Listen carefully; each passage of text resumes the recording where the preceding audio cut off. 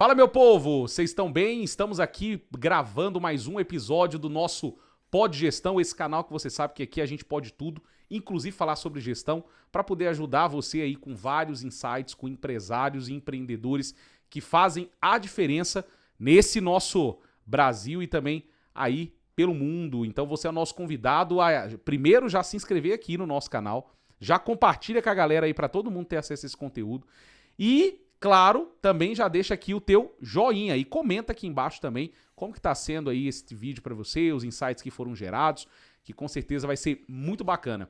Já perceberam? Nosso estúdio aqui, ó, tá diferente, meu convidado já tá aparecendo ali do lado. Hoje a gente tá fazendo aqui uma gravação super especial no Learning Village, aqui em São Paulo, na sede da HSM aqui do Learning Village, espaço de inovação. E o meu convidado de hoje, ele é uma pessoa, cara, conhecia segunda-feira presencialmente, já seguia pelas redes sociais, mas é um cara extraordinário, que tem um conhecimento do caramba, vocês vão ver o tanto de conteúdo que esse cara tem pra trazer, é super divertido, super descontraído, e ele criou uma empresa chamada Headhunter Academy, que é uma empresa voltada para desenvolver profissionais que atuam com a parte de recrutamento, mas não só quem atua diretamente com o recrutamento, mas também as lideranças. Cara, vai ser um bate-papo do caramba, vocês vão gostar pra caramba. Eu tô falando, ó, ele tá aqui do lado, ó, Sérgio, seja muito bem-vindo. Obrigado, tamo junto, vai ser um papo super legal, legal. Show de bola. Vambora, então, já começar aqui. Primeira coisa que eu sempre falo é para as pessoas se conectarem com você. Boa. Então, fala quem é o Sérgio para nós. Bom, quem é o Sérgio? Isso é uma pergunta super interessante. Eu sou pai de duas meninas maravilhosas, a Gabi e a Nina. A Gabi tem 15 anos e a Nina tem 12 anos. Isso mostra que eu tô ficando mais velho. Isso mostra que eu tô ficando bem mais responsável. Eu também tenho uma cachorrinha, que é projeto de cachorro, que é uma Shih Tzu, né? E o nome da cachorra chama Harley. Harley, porque eu também sou apaixonado por moto. Gosto de moto. E quem escolheu o nome da cachorra fui eu, né? Porque eu que paguei a cachorra. Então, eu falei, a cachorra Você que meteu o nome e acabou. A cachorra vai chamar Harley ou Sérgio? O que vocês preferem? Não, Harley. Então, pronto, ficou Harley. Que mais? Putz, adoro cozinhar. Fiz uma feijuca na minha casa para 27 pessoas esse final de semana. Uau. Cara, foi top. Fogão a lenha, hein? Fogão Olha a aí. lenha. É, São Paulo. Foi muito legal. Isso acho que é uma válvula de escape para mim, muito legal. Curto muito ler, estudar, gosto de ler livros diferentes, gosto de ler livros de gestão também. Acho que eu preciso mais do que eu gosto, né? Mas eu gosto também. Agora, eu gosto muito de ler livros de aventura. Um livro muito legal é a primeira expedição para a Antártida. Então é bem legal, que é a história de Shackleton, né? Que é a viagem uma viagem de um grande empreendedor, né? Porque isso se assemelha ao que é a vida de um empreendedor. Então esse é um livro bem legal, estou lendo pela segunda vez. O que mais que eu curto? Eu gosto muito de viajar, e acho que é isso, acho que são as coisas. Curto muito o empreendedorismo. Então a Headhunters Academy, ela nasceu de uma dor no mercado, porque a seleção de pessoas é algo seríssimo, né? E até o surgimento da Headhunters Academy não existia nenhuma escola específica para formação de recrutadores e recrutadoras. E nós surgimos para trabalhar esse problema, né? Porque a seleção de pessoas é algo extremamente sério. Você tira uma pessoa de um lugar, leva para outro, e muitas vezes o que a gente tem observado é que essas pessoas, elas, tanto recrutadores quanto recrutadoras, não estão preparados para fazer esse processo, né? A gente tem uma outra persona, que é a liderança recrutadora, ou seja, a liderança recrutadora é a pessoa que ocupa a posição de liderança e que é o demandante, ou a demandante pela pessoa candidata. Essa pessoa ela não foi preparada também para fazer uma boa entrevista, para fazer um bom alinhamento. E você sabe o quanto isso atrapalha a vida de um bom recrutador, de uma boa recrutadora. Né? Eu acho que é isso. Né? Sou filho, então minha mãe está viva. Isso é muito legal, isso é muito especial. Beijo, dona Maria Helena. Muito especial. Ela ficou extremamente feliz quando a gente veio aqui para o Learning Village. Nós somos a única escola de recrutamento da América Latina. E nós somos uma startup com muito orgulho residente aqui do Learning Village, então eu quero agradecer muito o Learning Village que nos apoia sempre. E minha mãe agradece muito porque eu estou bem próximo da casa dela, né? Então, Que bacana. sempre que possível, eu vou tomar um café da manhã lá e vou almoçar com ela. Isso é muito especial. Depois que eu perdi meu pai, eu percebi o quanto a gente não dá valor para isso. São momentos únicos, né? É isso, cara. Então, esse sou eu, acho que tem mais coisas, né? Eu gosto de ser brincalhão, às vezes sou sisudo, bravo, mas, cara, eu adoro coisas divertidas, viagens inesperadas, eu gosto bastante disso. Show de bola. E sou casado, né? Tem que falar isso também, pelo amor de Deus. Por Sou casado favor, com a Aline. Sou casado com a Aline, vixe Maria. Porque senão sua esposa vai ficar brava quando o episódio for ao ar. Vai. Beijo, meu amor, te amo. Show de bola. Você já adentrou um pouco da Headhunter, mas antes da gente falar da criação do negócio em si, vamos falar um pouco da tua parte profissional. Eu acho que é interessante também, a gente falou do teu âmbito pessoal, mas também contar um pouco da tua trajetória profissional até você chegar a enxergar essa necessidade, né, essa dor latente que foi criado então a Headhunter Academy. Boa. Bom, assim, isso é óbvio, né, que a gente começa a pensar na nossa trajetória, o quanto ela faz ou não sentido com a posição que a gente ocupa ou com o momento da nossa vida. Eu nasci em finanças, então isso é interessante. Eu fui sempre do mercado financeiro, então fui de banco.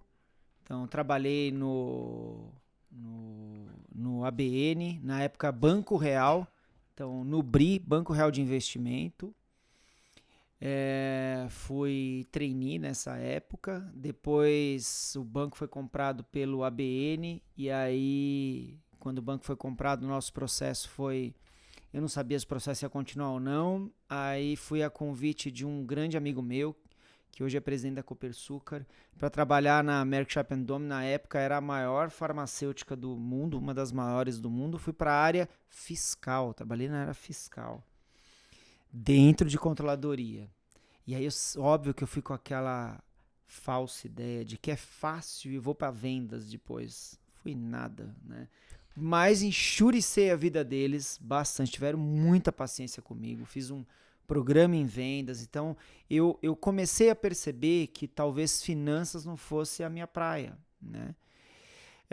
Depois da Merck fiquei 5 anos, fiz uma extensão, me formei na SPM, fiz marketing, olha a confusão, meu Deus do céu, fiz marketing, administração mercadológica na SPM,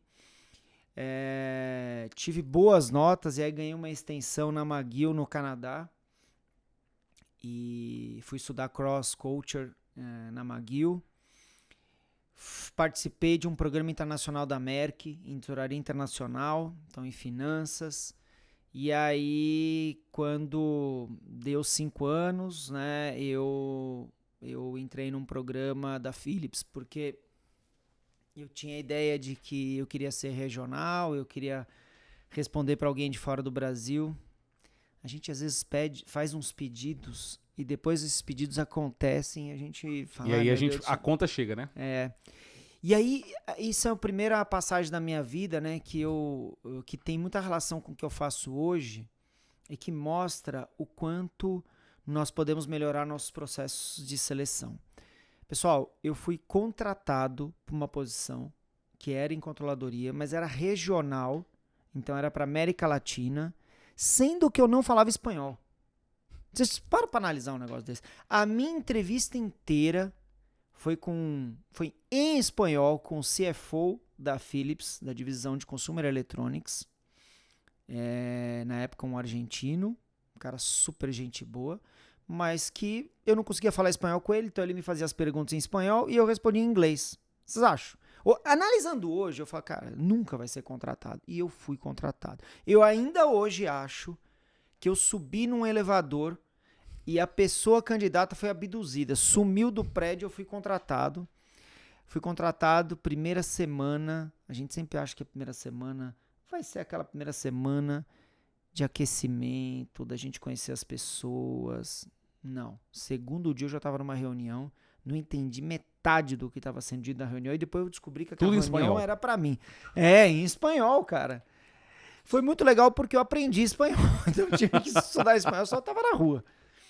E acho que também foi muito interessante porque ali eu de fato senti que não era isso que eu queria para minha vida, né?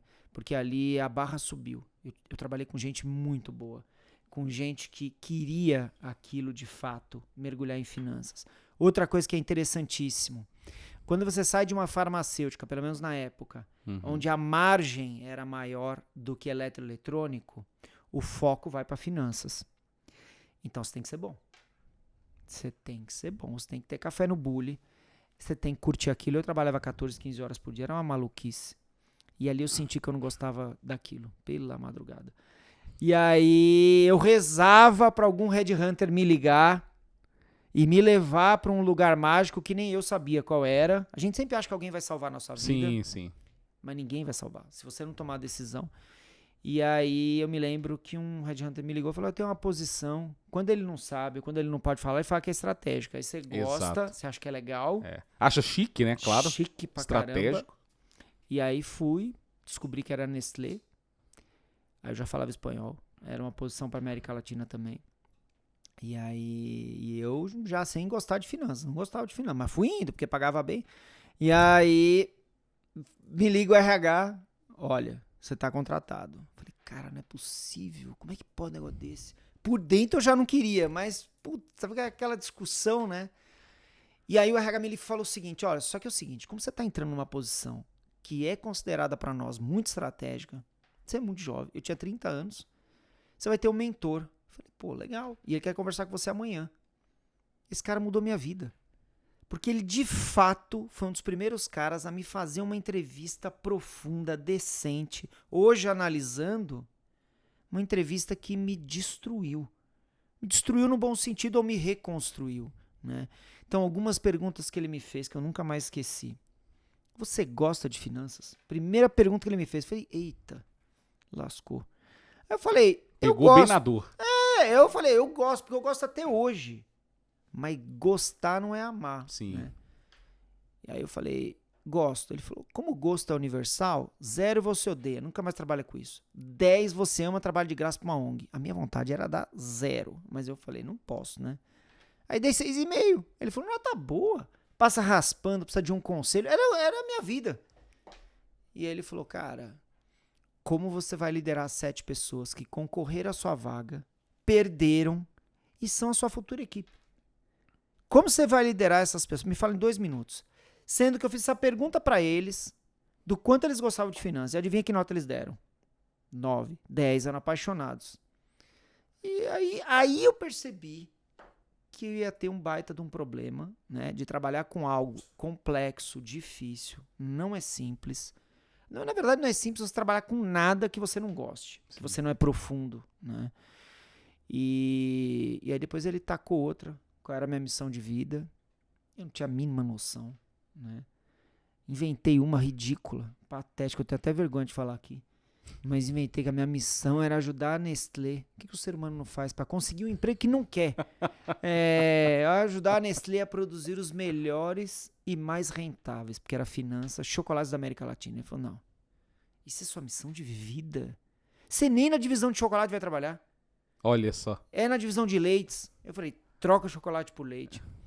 E aquilo foi muito transformador, porque eu desisti da Nestlé, saí querendo pedir demissão na Philips, e ele me falou, olha, não faça isso, contrata um processo para transição de carreira. Eu contratei, fiquei 7 meses fazendo esse processo. Isso em 2003 para 2004, estava para casar. E aí pedi demissão da Philips depois. E aí dei aula em várias universidades sobre o que eu estava vivendo de transição de carreira. É difícil você mudar de carreira, né? Dei até uma entrevista na Você S.A. em 2017, que eles tinham pesquisado executivas que tivessem mudado de carreira há mais de 10 anos e não tivessem desistido. A maioria desiste, volta, né? E aí fui para uma consultoria, então fui sócio da Crescimento, adoro o Crescimento. Tenho bastante carinho, que foi uma escola para mim. E aí ministrei vários treinamentos, montei diversas academias de liderança, tanto no Brasil, na América Latina, quanto na Europa. Aí depois dei aula na Alemanha, 7 anos, para altos executivos, mercado de bebidas, dei aula 10 anos na Universidade da Ambev. Aí minha carreira, aí eu mergulhei de fato, né? E aí a gente vai cair na Academy, na Red Hunters Academy, porque em 2012 eu me tornei sócio de uma boutique de Executive Search, para ser sócio responsável do pilar de cultura e liderança, porque eu já tinha bastante bagagem em liderança, né? E aí fui estudar cultura organizacional em Wharton, quando no Brasil isso ninguém falava. Voltei com bastante bagagem para transformação. Participei de diversos processos de fusão, aquisição, transformação cultural, empresas familiares para irem para conselho. Isso me deu uma boa base do que é cultura organizacional. Então, 10 anos, de 2012 a 2021, quase 10 anos, e montei diversas academias. E eu comecei, então, na verdade eu fui sócio de uma boutique de Executive Search, então entrei no mercado de Executive Search sem ser Headhunter, né? Mas já com muitos Headhunters como meus sócios. Depois de lá, eu apoiei mais 3 grandes boutiques de Executive Search, as 3 maiores do Brasil, eu apoiei. E fui sócio de uma outra há pouco tempo, há 2 anos e meio antes da Academy. E aí na Academy, na Red Hunters Academy, quando eu fui convidado por um dos meus sócios, ele me falou o seguinte, né? Ele falou: Sérgio, cara, não existe nenhuma formação para Red Hunter, não existe nenhuma formação para recrutador no mundo, e a gente tem um problema aqui, porque ele tem 5 empresas, e a gente não tem nenhuma formação, né? Eu falei, caramba, que coisa maluca, né? E aí eu conversei com alguns CEOs, com alguns CTOs, porque na época a ideia era formar tech recruiter. E aí o que esses CEOs falaram para mim, cara, o problema não está só em tecnologia. Não existe nenhuma formação. E aí a gente abriu o leque e nasceu a Red Hunters Academy com o intuito de apoiar recrutadores e recrutadoras, né, em uma boa instrução prática, de uma maneira leve. A gente já nasceu com um propósito muito grande, que eu não sei se vocês estão vendo aqui na minha camiseta, que é a Falcons University. Então nós estamos dentro da Falcons University, da Gerando Falcões. Nós somos uma escola de recrutamento dentro das favelas também, então a gente forma recrutadores e recrutadoras, meninos e meninas. Nós estamos indo para a 3ª turma. Isso é um projeto que me dá bastante orgulho. A gente patrocina esse projeto. Eu assinei esse contrato quando entrei como CEO na Academy. É isso, bastante coisa. É uma briga, porque é um mercado ainda... No início, só para vocês terem ideia, no início nós tínhamos que... Era difícil dos RHs entenderem que nós não recrutávamos. Que, na verdade, a gente queria ensinar, a gente queria... Formar quem já estava dentro. Formar, exato. Porque o mercado não está preparado para isso. E a gente descobriu, pessoal, que os Estados Unidos e a Irlanda já fazem isso há mais de 15 anos. Pra vocês verem o quanto a gente está atrasada. Tá? Então, essa é a trajetória rápida, né? No meio de tudo isso, eu aprendi a andar de moto com 40 anos. Tô tentando aprender bateria, coisa difícil. Jesus do céu, cara. Você toca bateria? Não, cara, que tem um cara aqui também que tá fazendo podcast com a gente. Ele tá fazendo, não é possível.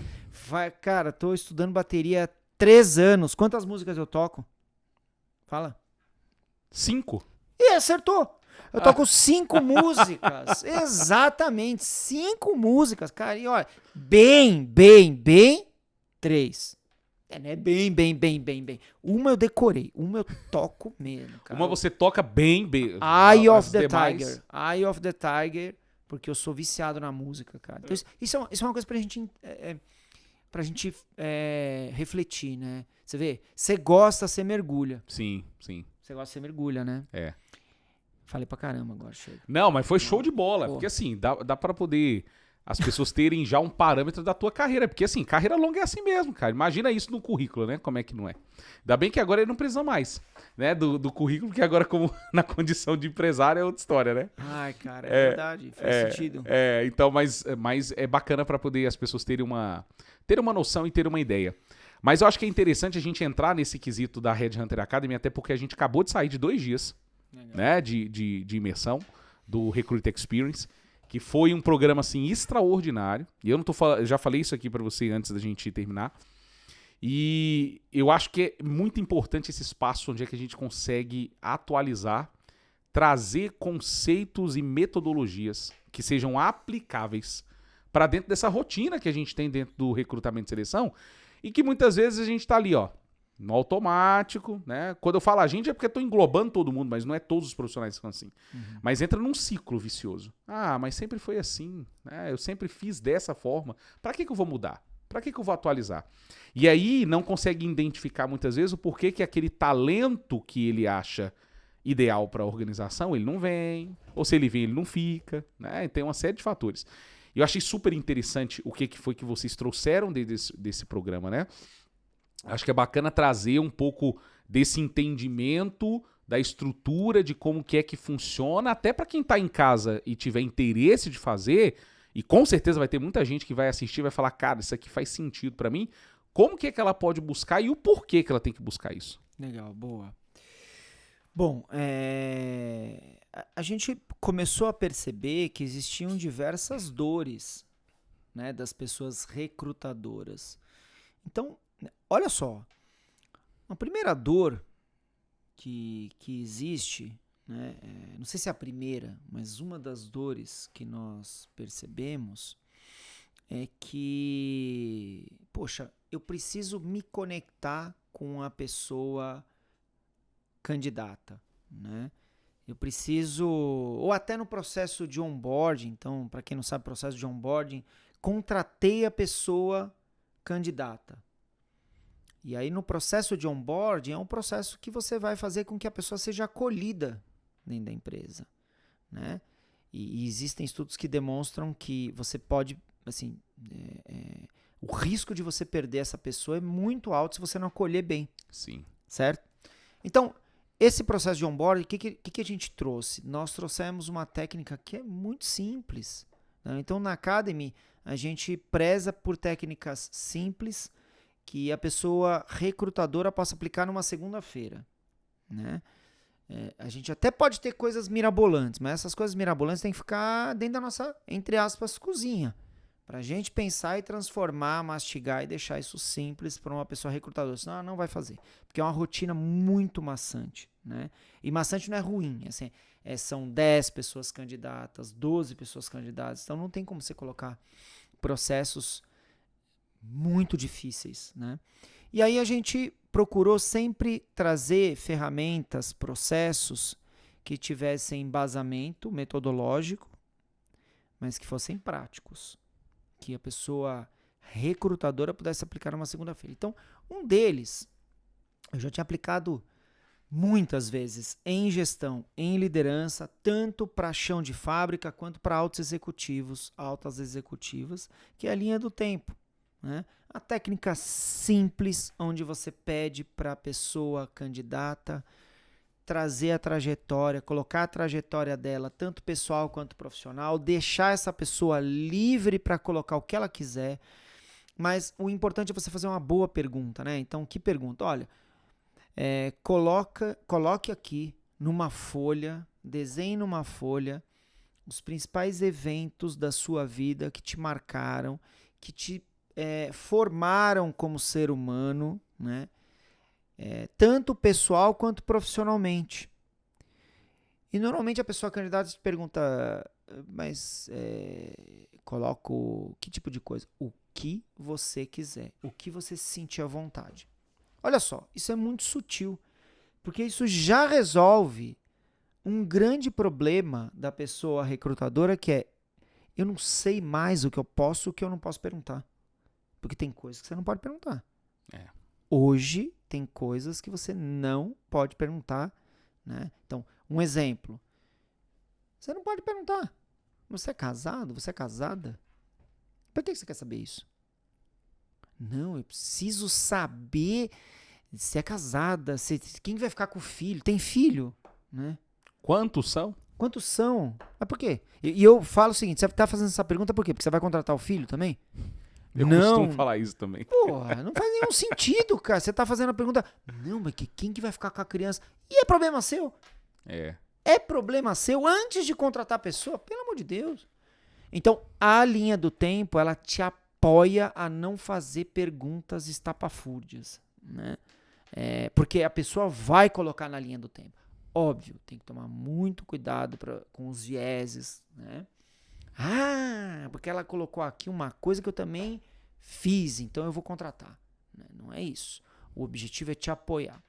Outro assunto que é muito interessante e que, por incrível que pareça, muitos recrutadores, muitas recrutadoras têm dificuldade, que é com uma entrevista por competência. Como é que você faz uma boa entrevista por competência? Né? Se nós nos deparamos com pessoas recrutadoras fazendo perguntas no futuro, achando que estão fazendo uma boa entrevista por competência. Uma entrevista por competência, para você medir mesmo, você tem que fazer perguntas no passado para testar a competência. Né? Então a gente ensina isso e coloca cases, práticas. Né? A nossa ideia dentro dessa formação é colocar o aluno, a aluna no centro. E acho que um outro aspecto interessante para a gente colocar aqui, a gente percebeu, que nós somos um laboratório, a gente vai percebendo, que tem uma persona que ajuda ou atrapalha muito o processo, que é a liderança recrutadora. O que é a liderança recrutadora? É aquela pessoa que ocupa uma posição de liderança e que é o dono ou a dona da vaga, que vai lá para o recrutador, para a recrutadora e fala, eu preciso de um profissional assim. Né? E a gente percebeu que aí não existe nenhuma formação. Nenhuma formação. Né? O cara ou a mulher, não importa, a pessoa virou líder. Né? Olha, você tem que fazer uma entrevista. Mas o que eu pergunto? Né? O que eu faço? Não, temos que fazer um alinhamento. Alinhamento? Ele não sabe nem o que é isso. Não é verdade? Quais são as características que você precisa?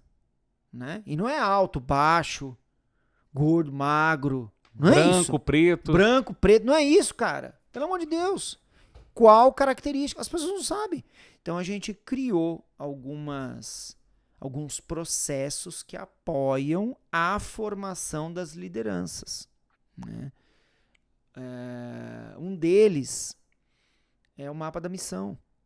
Então, qual a missão desta pessoa que você quer contratar? Meu amigo, é simples isso.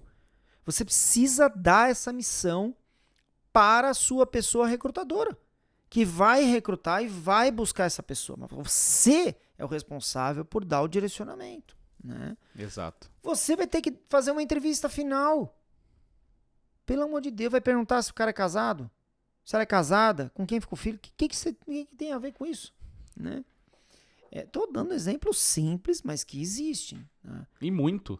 Não é verdade? E muito. E agora não, né? Já faz um tempo e a gente lutou muito para ter esse módulo. A gente tem um módulo tanto na formação de recrutadores e recrutadoras, quanto das lideranças que recrutam, que é diversidade e inclusão. Né? Isso é fundamental e crucial para você aprender o que de fato é isso, como isso impacta teu negócio, né? Como isso impacta a vida das pessoas, como você não pode falar besteira. E isso é crucial, porque isso mexe com a marca empregadora. A marca empregadora é outro aspecto que a gente coloca dentro, tanto da formação dos recrutadores, das recrutadoras, quanto das lideranças. Caramba, falei pra caramba agora. Não, mas já deu pra dar um parâmetro bacana, né? E fazendo um aparato assim dos conteúdos, né? É muito interessante quando a Dani Pio, né, trouxe pra gente sobre a questão da diversidade, equidade e inclusão. Porque, cara, ela tem uma clareza muito grande, porque passou por organizações, né, como o Boticário, PepsiCo, Mercado Livre, por aí vai. Organizações em que ela pôde aplicar de forma muito estratégica a questão da diversidade, equidade e inclusão. E, assim, trouxe dados e fatos, que é uma coisa, Sérgio, que eu costumo sempre dizer. Antigamente, não sei se você vai concordar comigo, mas antigamente tudo era feito na base do achismo. Ah, eu acho que vai acontecer tal coisa. E aí as organizações se ferravam nessa brincadeira. Tanto a pessoa quanto a empresa. Uhum. Agora não. Agora a gente tem fatos e dados que é só ir na internet, cara. A gente tem acesso à informação fácil. Você vai lá na internet, faz uma pesquisa rápida, a informação está lá na sua mão. Só que você, da mesma forma que recebe a informação ágil, você também tem que saber tomar, né, decisões ágeis. E ela trouxe informações ali que mostram claramente empresas que aplicam a diversidade, equidade e inclusão. O que elas ganham com isso? E aí, querendo ou não, quando a gente fala, né, a gente sabe muito bem a diferença de empresa pública e privada. A pública é para o benefício de todos, a privada é lucro. Então, o que ele quer saber? Ele quer saber do dinheiro. O que isso aqui vai me render? E ela trouxe esses dados ali, eu achei isso incrível. Porque quem trabalha nessa parte de recrutamento e seleção, e eu já estou na área de gestão de pessoas há 10 anos, já tive a oportunidade de passar em multinacional, na época a gente estava começando a discutir essa história de diversidade, equidade e inclusão, que ninguém nem sabia, a gente brigava internamente para poder essas coisas acontecerem, né? Mas a gente agora tem um espaço muito aberto para isso dentro das organizações e mostra claramente para a gente que a gente precisa cada vez mais dar um enfoque muito grande nesse assunto, nesse aspecto em específico, mas principalmente mostrando, voltando, né, pro que a gente está falando da pessoa recrutadora, para que ele tenha essa visão, tome cuidado com os vieses, né, e que também ele não tenha preconceitos. Né, que é o que normalmente eu falo, né?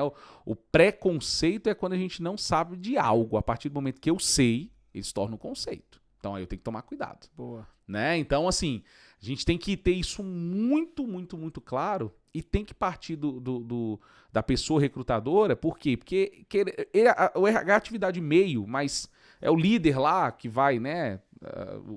A pessoa líder que vai estar ali fazendo talvez a tomada de decisão final de quem que vai ficar e tudo mais.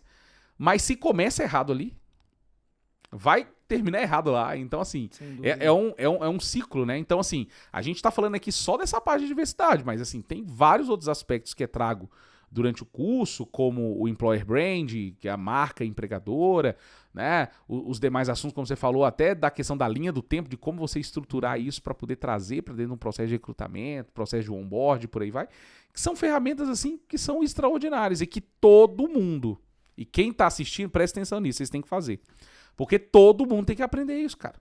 Assim, eu falei pra Luísa, falei assim, Luísa, isso aqui pra mim foi a coisa mais extraordinária do mundo, porque a gente precisa desses espaços, cara. Poxa, que legal. Não, a gente precisa disso porque, assim, eu às vezes fico me achando um ET.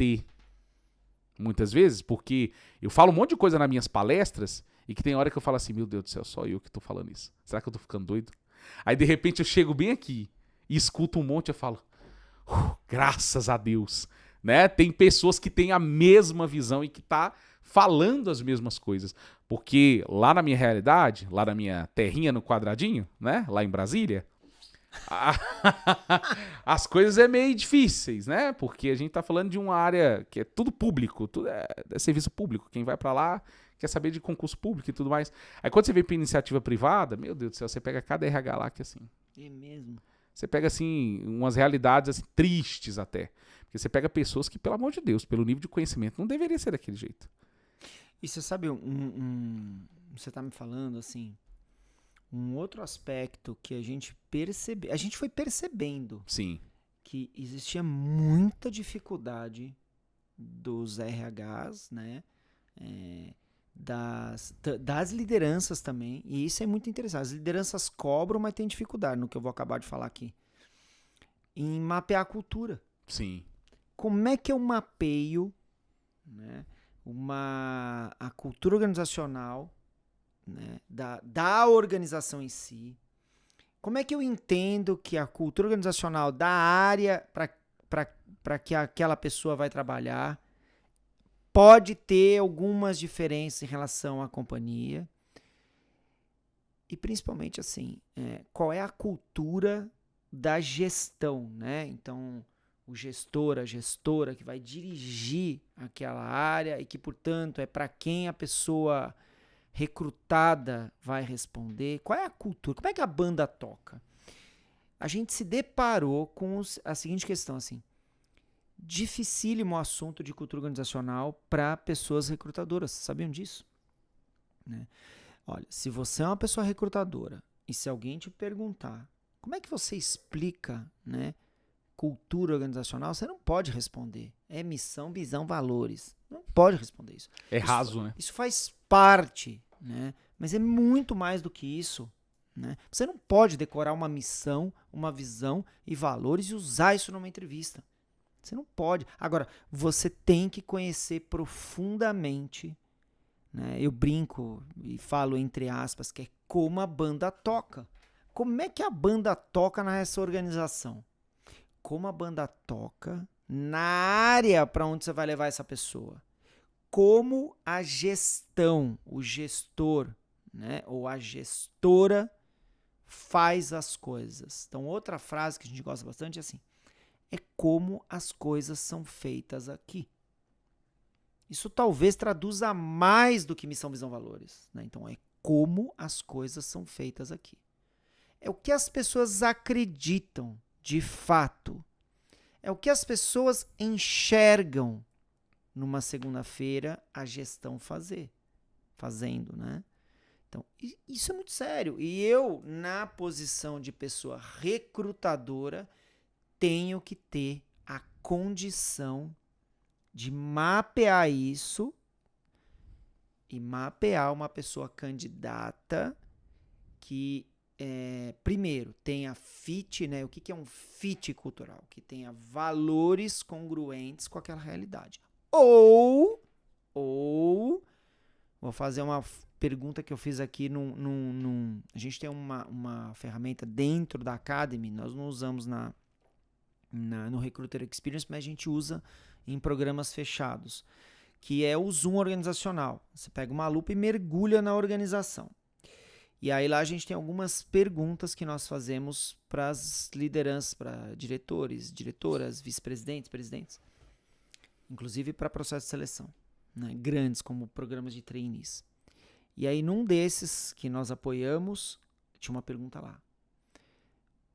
Se você pudesse me dizer quais são os valores inegociáveis que você quer enxergar numa pessoa candidata, quais são eles? Aí a pessoa fala. Muitas vezes esses valores nem estão na parede, tá? Mas são valores que a pessoa líder quer para a equipe dele, para a equipe dela, né? Beleza. Até aí tudo bem. Aí eu fiz outra pergunta. Falei assim, agora pensa em um valor ou em um comportamento, ou não importa se é valor, comportamento, em algo que seja a pimentinha que vai dar um gosto diferente para sua equipe. Que característica essa pessoa que você está recrutando você quer que seja diferente de como a banda toca? E você quer para mexer no sistema? Essa pergunta fez muito sucesso, sabia? Eu imagino. Porque primeiro, eles não sabiam me responder. Segundo, elas, né? Realmente era uma pergunta muito introspectiva que a pessoa ficava pensando, Sérgio, gostei dessa pergunta. Porque a gente precisa se incomodar com o comodismo. Né? Então, se eu quero transformar algo, isso a gente falou no Recruiter Experience, se eu quero transformar algo, eu preciso de uma transformação na minha equipe, na minha organização, primeira letrinha que eu preciso colocar lá é dor, é desconforto, senão eu não transformo nada. Segunda letrinha, preciso de uma visão muito clara para onde eu quero ir.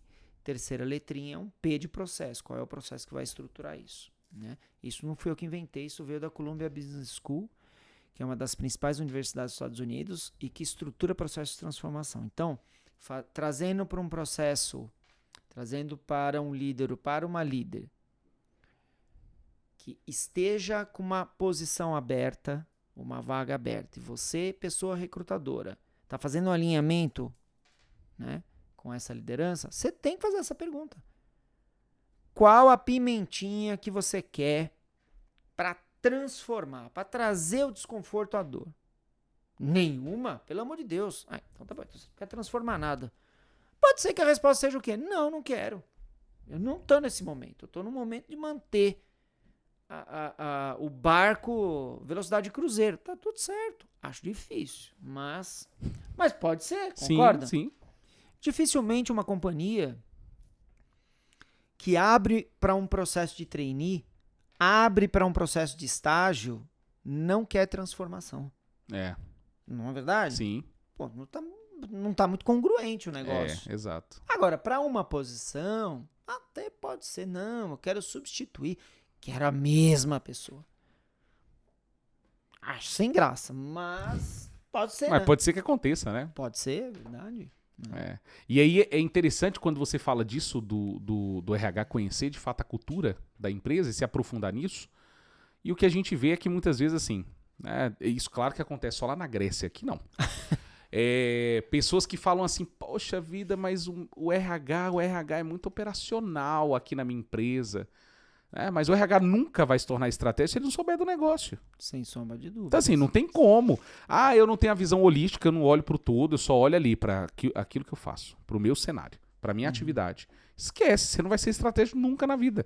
Você não vai conseguir nunca trazer pra pessoa candidato ali, que é a pessoa candidata que tá fazendo o processo seletivo, você nunca vai conseguir trazer pra ele qual é a perspectiva total do negócio.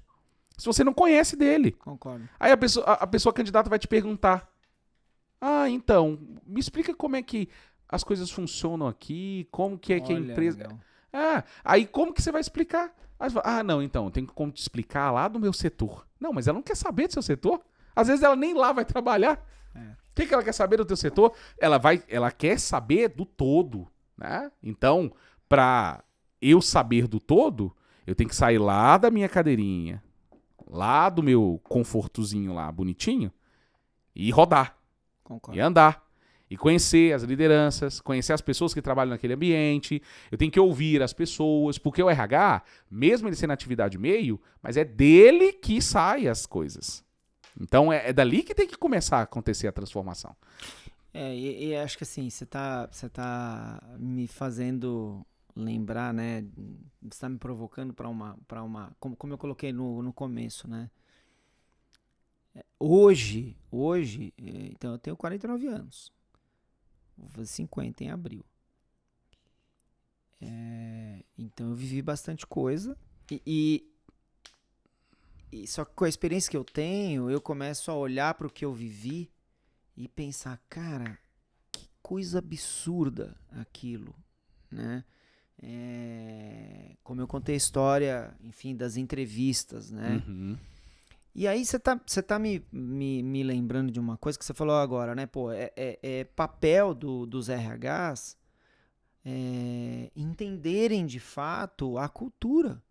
Como é que a banda toca, não importa o que tá na parede, mas como é que aquele gestor, como é que aquela gestora dirige aquela equipe? O que ele permite, o que ele não permite, o que ele estimula, o que ele não estimula, né? E eu me lembro de uma história que eu te falei no começo, agora vai encaixar. Agora vai.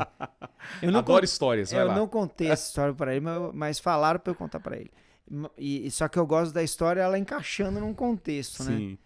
E eu me lembro, gente,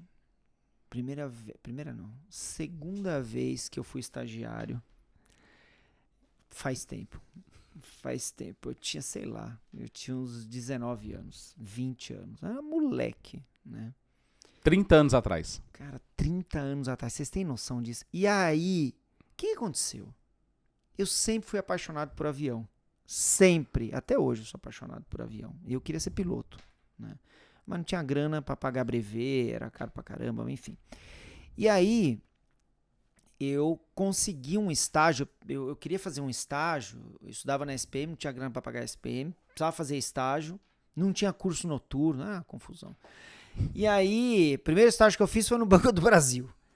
Depois, segundo estágio, foi nesse que eu vou contar para vocês. E aí, eu lembro que, assim, como é que eu consegui o estágio? Primeiro, né? Fazia inglês de segunda a sexta, porque eu queria ser trainee. E tinha que falar inglês. Aí eu tava lá no café, aí escolhi um curso onde tinham pessoas mais velhas, porque eu falei, cara, se eu conhecer alguém que já tá empregado, tem a possibilidade de me indicar. Um curto caminho, né? E de fato deu certo, porque aí eu fazia inglês de segunda a sexta, aí eu tava lá tomando café, então respeitem o cafezinho, façam networking, porque isso dá certo. Isso é importante. Aí tô eu lá tomando café e tem dois caras bem mais experientes, eu acho que deviam ter mais de 40 anos, né? Um deles carequinha, né? Então presta atenção em caras que são carequinhas, né? Cabelo branco. E outro cabelo branco virou e falou assim, cara, eu tô com um problemaço. Ele falou, qual? Ele falou, puta, preciso contratar. Falou contratar, eu já fui pra lá, né? Fiquei com a xícara. Ele falou, preciso de um estagiário. Opa!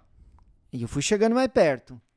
Aí tava ficando feliz. Ó, preciso de um estagiário. Como é que é esse estagiário? Puta, tem que conhecer muito de matemática financeira. Aí eu fui murchando, né? Conhecer muito de matemática financeira, conhecer muito de Excel, tem inglês fluente, esteja se formando. Queria um presidente, né? Basicamente, não queria um estagiário, né? E aí eu falei assim, ó, achou. Dá licença um minutinho, achou. Aí o outro olhou. Eu falei assim, ó, achou que alguém conheça muito de matemática financeira, eu não conheço nada. Mas eu vou ter 2 anos desse negócio aí. Não é possível que eu não aprenda.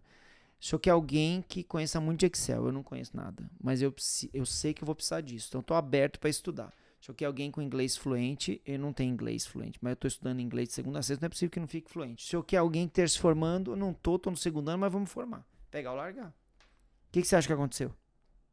Na hora ele aceitou. Porra, fui contratado. Vê se pode um negócio desse. Só que aí, fui para uma empresa de energia elétrica para fazer. Minha carreira em finanças começou assim, para fazer análise de viabilidade econômica de usina hidrelétrica. Né? Não tenho a mínima ideia disso aí. E aí, comecei. E aí eu descobri que, como eram usinas, os caras tinham um avião para levar os diretores, né? De uma usina para outra para não perder tempo. E eu fui participar de uma reunião de orelhudo para aprender como é que é uma reunião de diretoria.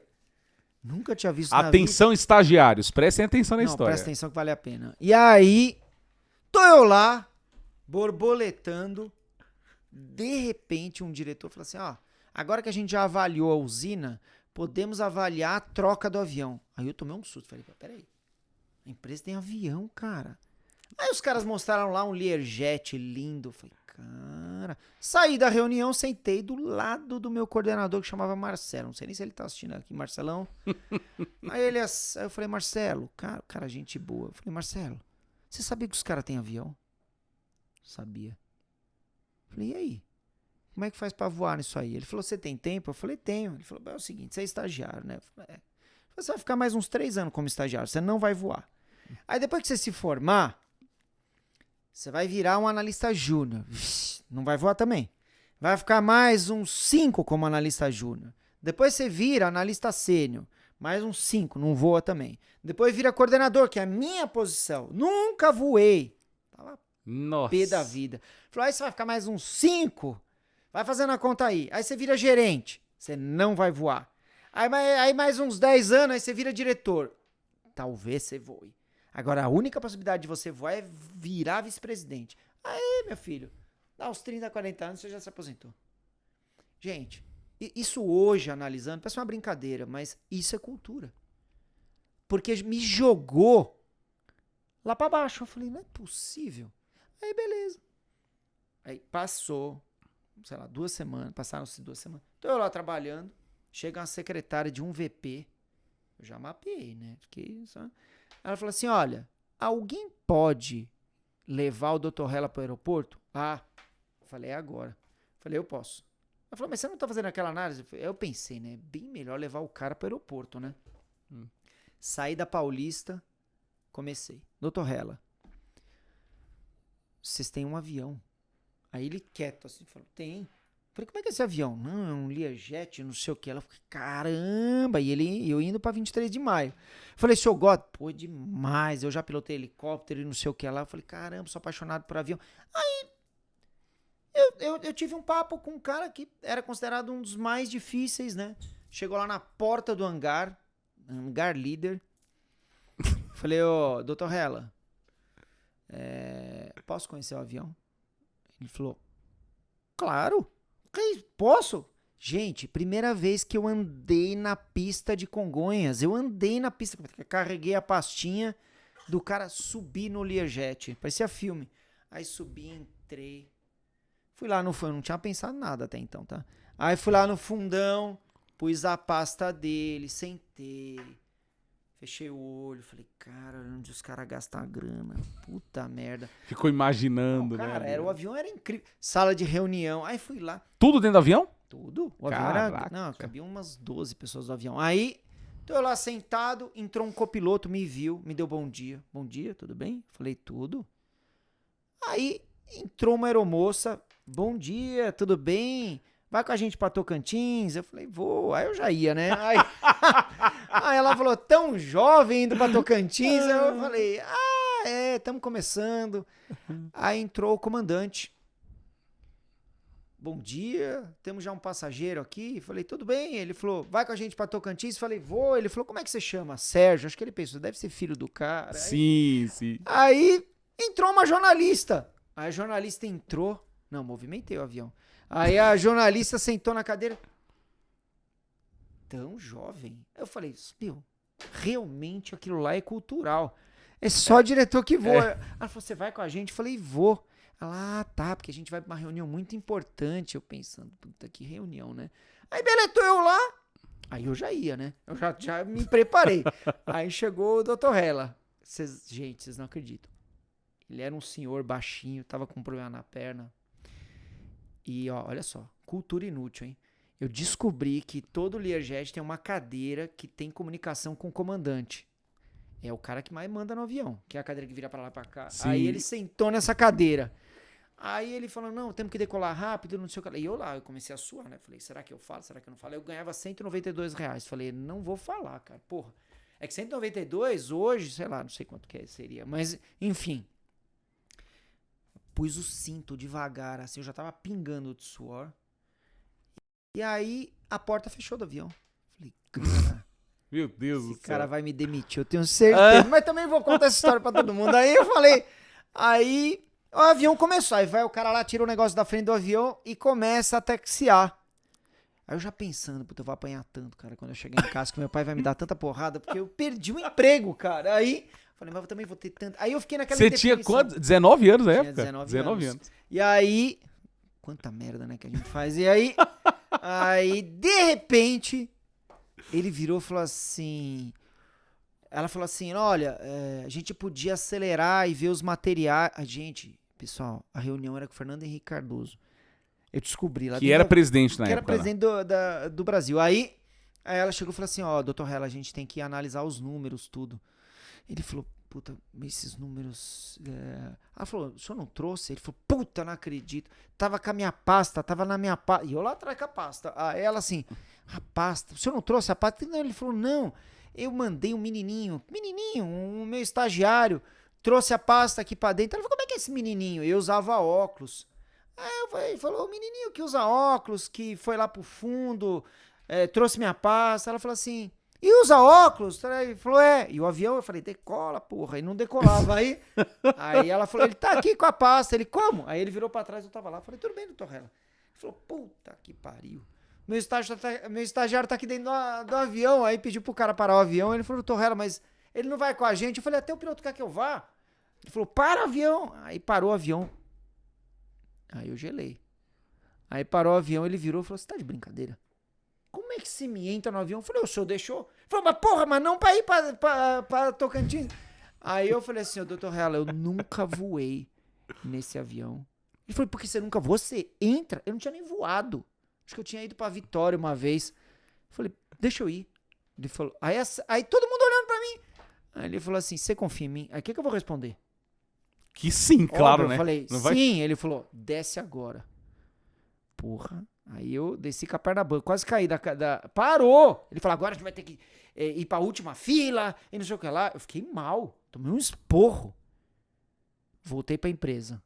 Falei, cara, como é que eu vou contar isso pro Marcelo? Contei pro Marcelo, ele falou, puta que... Agora o cara vai demitir metade do andar. Você que você tem na cabeça. Aí, gente... Eu esperei a demissão, contei pro meu pai ria, mas falou, cara, filho... Com você tá medo ao louco, mesmo né? tempo, né?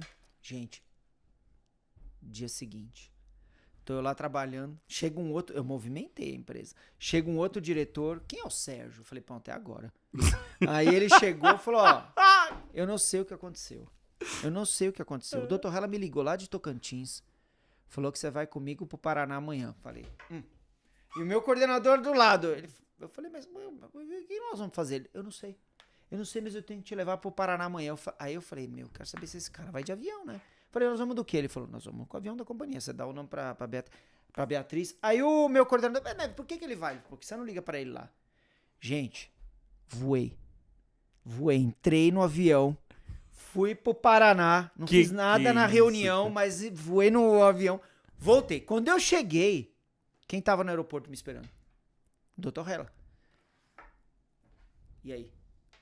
O que você achou? Eram 3 dias depois. O que você achou? Falei, doutor Hella, foi inacreditável. Aí esse cara me deu uma lição. Ele falou assim: é o seguinte, quando você fez aquilo, eu achei incrível. Mas eu não podia te levar. Mas eu achei inacreditável. Eu não podia te levar porque você não estava na lista de passageiro. Não pode fazer isso, né? Se acontece qualquer coisa. Ele falou, mas eu achei inacreditável. Você tinha que fazer aquilo mesmo. A gente nunca pode desistir dos nossos sonhos, né? Inclusive eu contei essa sua história no Mackenzie, porque ele dava aula de engenharia no Mackenzie. E aí contei pro Jorge, que era o presidente, ele quer te conhecer. Eu falei, Que isso? Que legal. Aí eu falei, o senhor tá indo pra onde agora? Ele falou, nossa, não vai querer ir comigo de novo agora. Porque eu falei, a minha profissão podia ser... Então isso foi um momento muito especial pra mim, né? E que mostra, né, o que a gente conectando com a nossa conversa. O quanto que cultura pode matar excelentes talentos. Sim, sim. Né? E o quanto que você pode elevar bons talentos. E o quanto que a gente não deveria desistir dos nossos sonhos, né? E que a gente tem que se conectar com as pessoas, com o que de fato elas amam, sejam apaixonadas. Isso é mais fácil do que a gente imagina, sabia? Não, e essa história sua é extraordinária, porque assim, normalmente a gente vê que o comportamento dessas organizações que têm essa estrutura mais hierárquica, assim, enrijecida, normalmente você já sabe, né? O que você falou, putz, se você mandar embora, agora já era, é meu fim.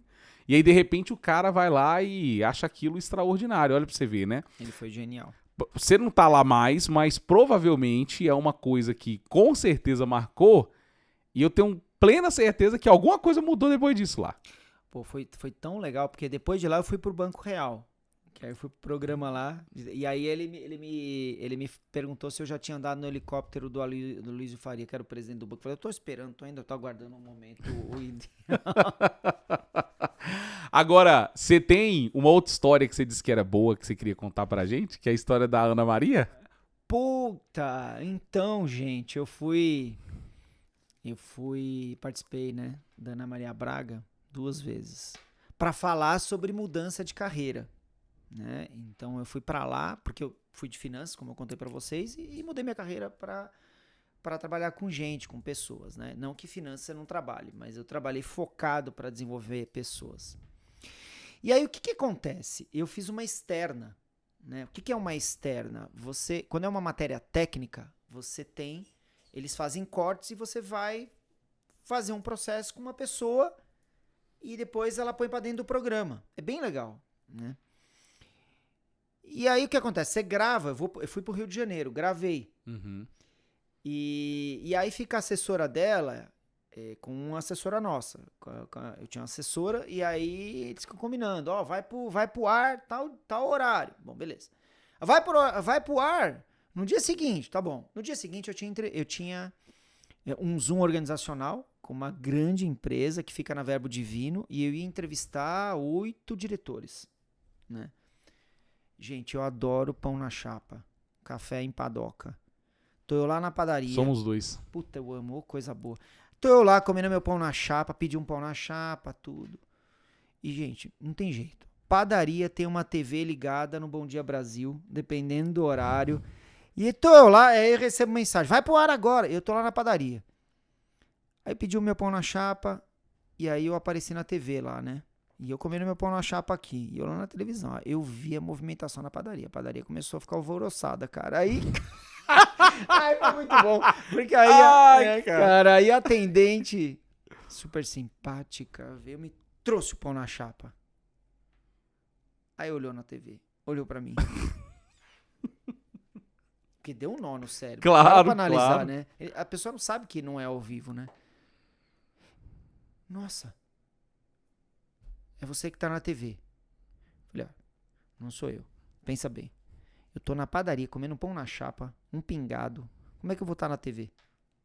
Ela falou, não, mas a nossa padaria é boa. Eu falei, não é isso que eu tô falando. Eu falei, como é que eu tô na TV e tô na padaria?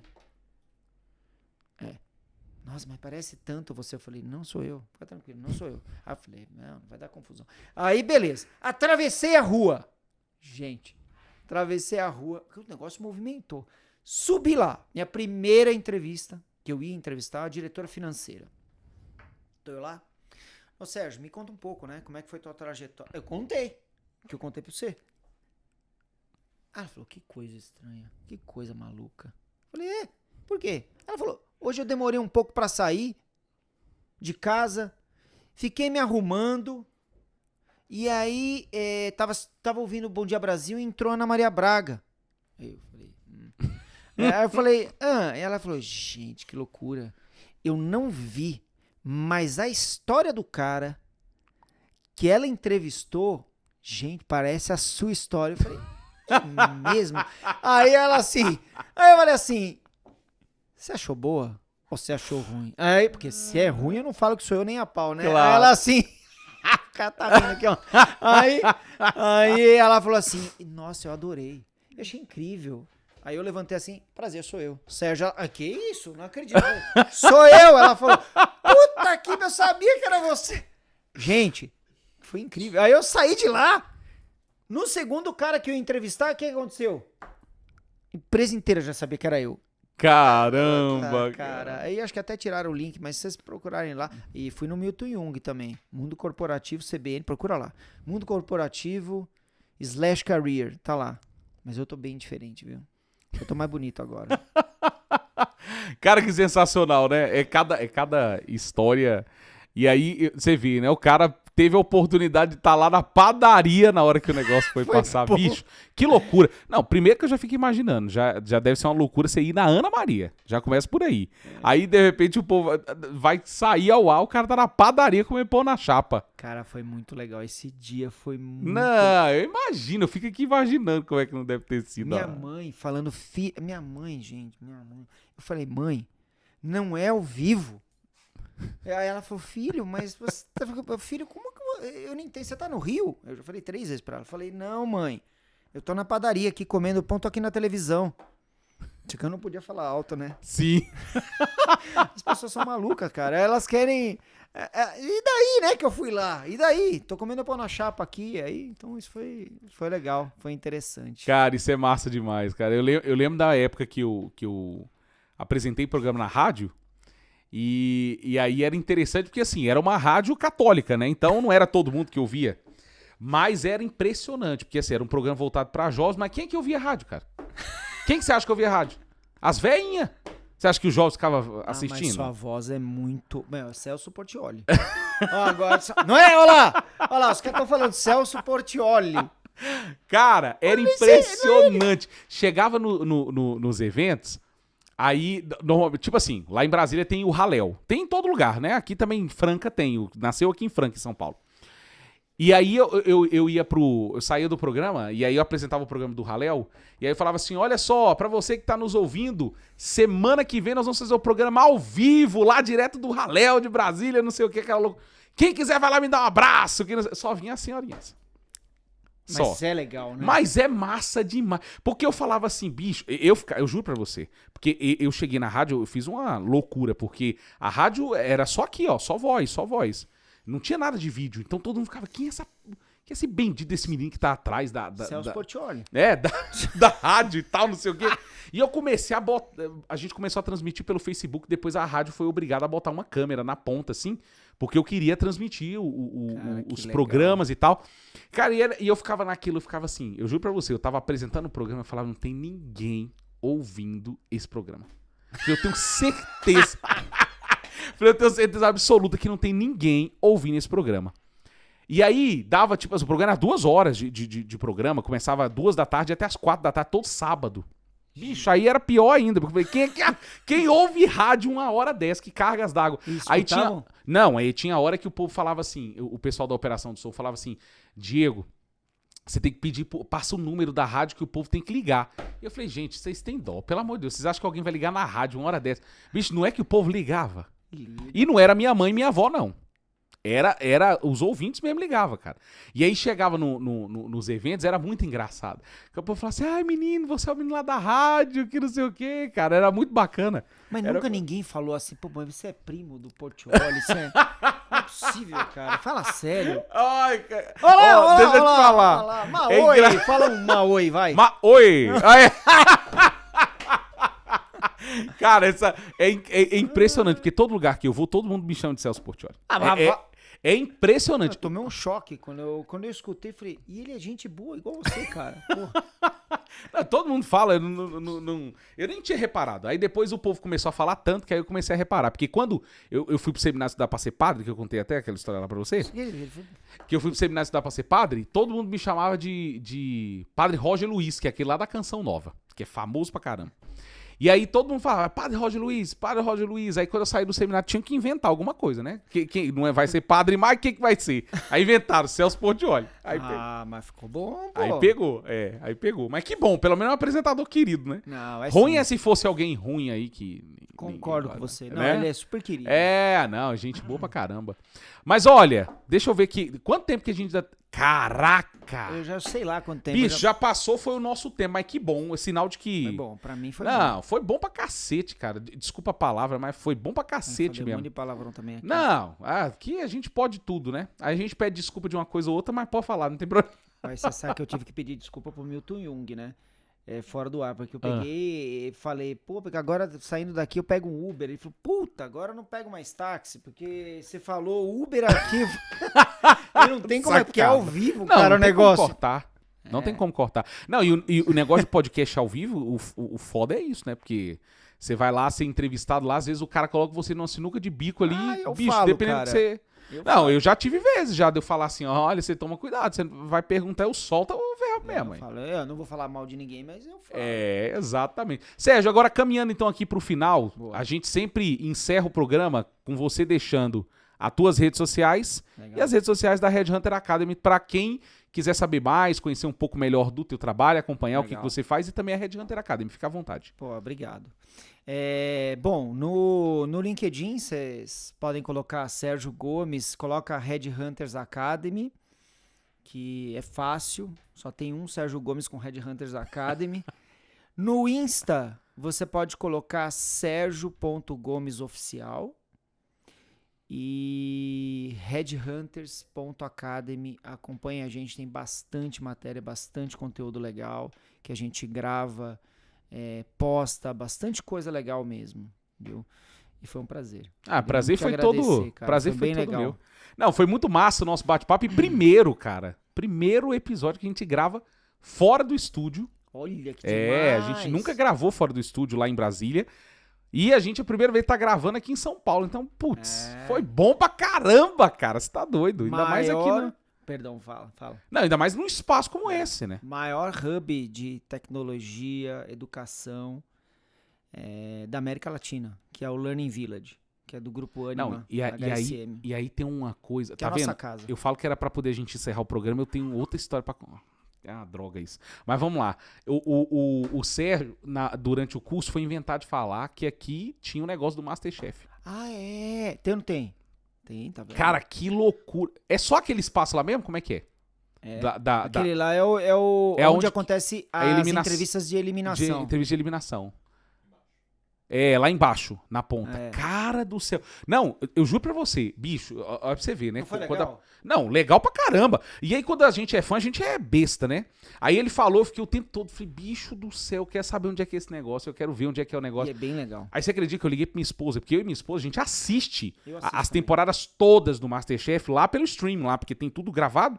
A gente fica assistindo ali, intermináveis horas. Quando a gente vem pra São Paulo, a gente só vai pra restaurante do Fogaça, Você sabe, do Eric Jacan. você sabe onde era até a última edição, o Recruiter Experience? Na sala, ao lado da sala de eliminação do MasterChef. Por isso que eu descobri.